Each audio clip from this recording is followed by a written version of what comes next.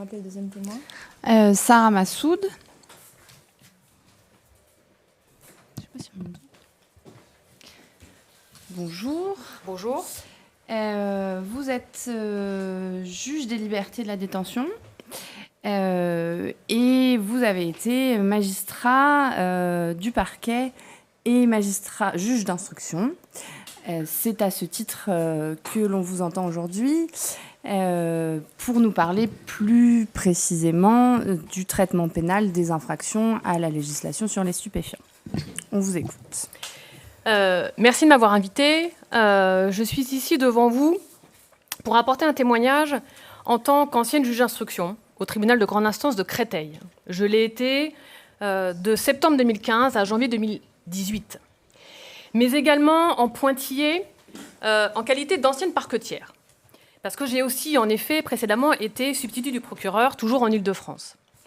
Et en fait, je vous livre ces différentes casquettes parce que je pense, et j'en suis assez persuadée, que je n'aurais pas été la même juge d'instruction si je n'avais pas avant été sensibilisée et si je n'avais pas avant éprouvé le caractère essentiel des orientations et des priorités de politique pénale dictées par un parquet et appliquées dans une juridiction, et principalement en matière de lutte contre les trafics de stupéfiants.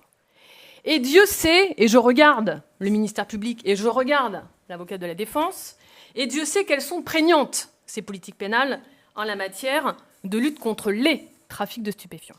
Prégnantes et pressantes. Parce que, à titre liminaire, je voudrais tout de même vous dire qu'il ne faut pas perdre de vue, c'est essentiel, que le premier pourvoyeur d'affaires, le premier pourvoyeur de procédures, quand on est juge d'instruction, c'est le parquet. C'est le ministère public qui décide, ou pas, de saisir un juge d'instruction, d'ouvrir une information judiciaire à tel ou tel moment d'une enquête préliminaire ou à la suite d'une enquête de flagrance.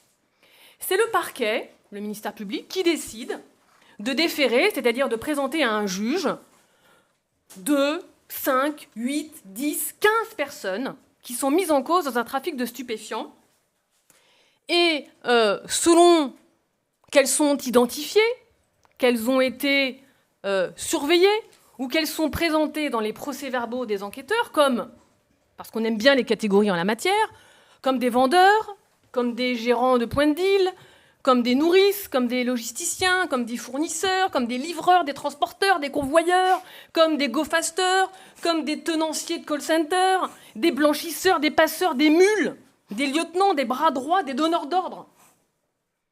Bref, tout ça pour dire que c'est le parquet, soumis ou pas d'ailleurs au choix de politique pénale du ministère de l'Intérieur et des services enquêteurs, mais ça c'est un autre débat, c'est pas le débat de ce soir. C'est donc le parquet qui donne le tempo au départ d'une information judiciaire.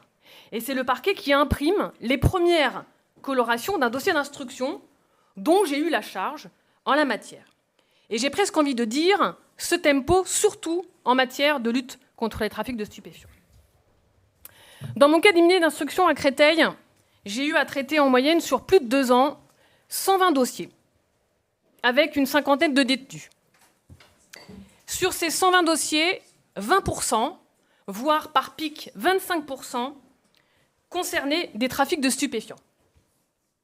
En résumé, j'ai instruit des trafics de stupéfiants dits de cité, que tout le monde connaît, dont on a tous entendu parler et qui concernent principalement du cannabis, résine ou herbe. Deuxièmement, des trafics de stupéfiants et des importations ultramarins, principalement depuis la Guyane, les Antilles ou le Suriname, et c'est en lien au fait que dans le Val-de-Marne, il y a l'implantation de l'aéroport d'Orly. J'ai eu à traiter des trafics et des importations de stupéfiants de type go-fast. Et quatrièmement, j'ai eu à traiter des trafics de stupéfiants dits call center. C'est-à-dire qu'il y a une personne qui téléphoniquement prend des commandes de drogue de consommateurs et qui ensuite donne des instructions à des livreurs pour aller acheminer la drogue à ces consommateurs, chez eux. Et je n'ai été saisie que d'une seule procédure mettant en cause de l'héroïne. Alors, pour l'anecdote, ou d'ailleurs pas, j'ai questionné un de mes enquêteurs qui était expérimenté en la matière pour savoir pourquoi est-ce qu'il y avait si peu d'affaires dans le Val-de-Marne qui concernaient l'héroïne, qui est quand même considérée, je pense qu'il n'y a pas de débat là-dessus, comme l'une des drogues les plus addictives et les plus dures. Mais il m'a répondu qu'il faudrait des mois, peut-être plus de 6 mois, pour reprendre ces termes, pour constituer un réseau d'informateurs et pour rassembler des informations sur ces circuits avant d'enclencher un seul acte d'enquête, avant d'enclencher une seule surveillance ou avant d'enclencher une seule intervention judiciaire. Et que dans la Val-de-Marne, il n'y avait pas ces infos-là, les enquêteurs n'ont pas ces infos-là.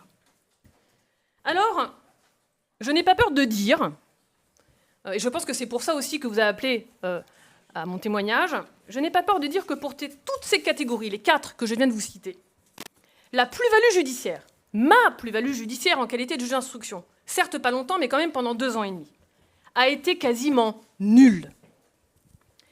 À part la saisie de quelques kilogrammes de drogue, à part la saisie de quelques armes, à part la saisie de quelques véhicules qui ne valent pas grand-chose d'ailleurs après un procès, et après, à part les quelques saisies de comptes bancaires, donc hormis cet effet sanctionnateur purement matériel et immédiat, qu'est-ce que j'ai constaté? J'ai constaté les points de vente étaient immédiatement repris par la concurrence et par les proches de mis en examen. Les équipes se reformaient ou se réorganisaient. Que les marchandises étaient renouvelées. Que les indices matériels ou les preuves à venir étaient dissimulés. Que les représailles, voire les règlements de compte, pouvaient éclater pour finaliser un énième chapitre et cadenasser le suivant. Et les mis en examen, ceux que j'avais mis en examen, quant à eux, dont on n'a pas le temps de creuser la personnalité et les parcours de vie parce qu'on n'est pas en matière de mœurs et on n'est pas en matière de violence aux personnes, et bien ceux-là qui, pour la plupart, sont incarcérés en la matière, longtemps, souvent longtemps, dans des conditions carcérales qui sont propices à la réitération de ce type d'infraction, même en détention, et bien sont éjectés plus tard dans le même environnement où sont nés les premiers passages à l'acte. Donc en fait, sur tous les terrains, c'est en cela que j'ai œuvré, en rien, à la lutte contre les trafics de stupéfiants en qualité de juge d'instruction. Et j'ai même pour habitude de dire, vous avez très certainement dû l'entendre, cette formule, nous tentons de vider un océan avec une petite cuillère, et cette petite cuillère, elle est percée. Alors j'ai retroussé mes manches avec ma greffière, j'ai élaboré des stratégies de direction d'enquête, en essayant de convaincre les enquêteurs de s'attaquer au plus gros, en essayant de négocier avec les parquets pour éviter telle ou telle interpellation, tant pis, quitte à s'asseoir sur quelques saisies. J'ai multiplié les co-saisines d'enquêteurs pour œuvrer à la fois sur le volet opérationnel et sur le volet financier. J'ai joué les VRP auprès des experts et des laboratoires pour obtenir les meilleurs devis, pour des expertises toxicologiques et téléphoniques qui sont hors de prix. J'ai limité le nombre d'actes. Je n'ai pas interrogé certains mis en examen ou j'en ai interrogé au-delà des délais légaux pour pouvoir procéder à des instructions dans des délais raisonnables. J'ai bataillé avec les autorités marocaines en vain pour saisir des biens immobiliers. J'ai réduit le nombre de commissions rogatoires, justement pour respecter ces délais. Eh bien, quel est le résultat? Quel a été mon résultat sur le terrain de ces trafics? Rien. Dans le Val-de-Marne, le nombre de trafiquants n'a pas baissé, les points de deal n'ont pas changé et les consommateurs sont toujours aussi nombreux. Alors, je ne devrais plus perdre de temps à me questionner et je ne devrais plus perdre de temps à essayer de douter sur mes pratiques professionnelles, tellement le constat d'échec sur le terrain judiciaire est fracassant. Merci, merci pour ce témoignage éloquent. Je crois qu'il n'y a pas besoin de vous poser de questions, enfin, c'était très clair. On vous remercie pour ce témoignage.